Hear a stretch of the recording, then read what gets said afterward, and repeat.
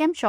મારું નામ અટર્ની રોશની પટેલ છે અને હું તમને કન્ડિશનલ ગ્રીન કાર્ડ જે 2 વર્ષનું હોય છે એની થોડી માહિતી આપવા માંગુ છું. જો તમારી જોડે કન્ડિશનલ ગ્રીન કાર્ડ હોય તો એ ગ્રીન કાર્ડ પરમેનન્ટ નથી. એના માટે તમારે રિમૂવલ ઓફ કન્ડિશન્સની એપ્લિકેશન એ એક્સપાયર થાય એના પહેલા ફાઇલ કરવી પડે છે. તમે અને તમારા હસબન્ડ કે વાઇફ જે યુએસ સિટીઝન હોય એની જોડે ફાઇલ કરવી પડે, જેને કહેવાય છે જોઈન્ટ ફાઇલિંગ. પણ જીવનમાં એવી સમસ્યા થાય છે કે 2 વર્ષની અંદર જો તમારું રિલેશનશિપ બ્રેકડાઉન થાય તો ગ્રીન કાર્ડ પરમેનન્ટ બનાવવા માટે શું કરવું? જો 2 વર્ષની અંદર તમારો ડિવોર્સ થાય તો તમે તમારી એપ્લિકેશનને જોઈન્ટ ફાઇલિંગ નહીં પણ વેવર તરીકે ફાઇલ કરી શકો છો. જો તમને રિલેશનશિપમાં અબ્યુઝ કર્યા હોય કે જો તમારા સ્પાઉસ એક્સપાયર થઈ ગયા હોય કે હાર્ડશિપ હોય તો પણ તમે 10 વર્ષના ગ્રીન કાર્ડ માટે એપ્લાય કરી શકો છો. પરંતુ એની પણ અમુક રિક્વાયરમેન્ટ્સ હોય છે જે તમારે પ્રૂવ કરવી પડે છે. જો તમે આ સિચ્યુએશનમાંથી જઈ રહ્યા હોય તો તમે વેવર માટેની વધારે માહિતી જોઈતી હોય તો આજે જ આર પટેલ લોનનો સંપર્ક કરો.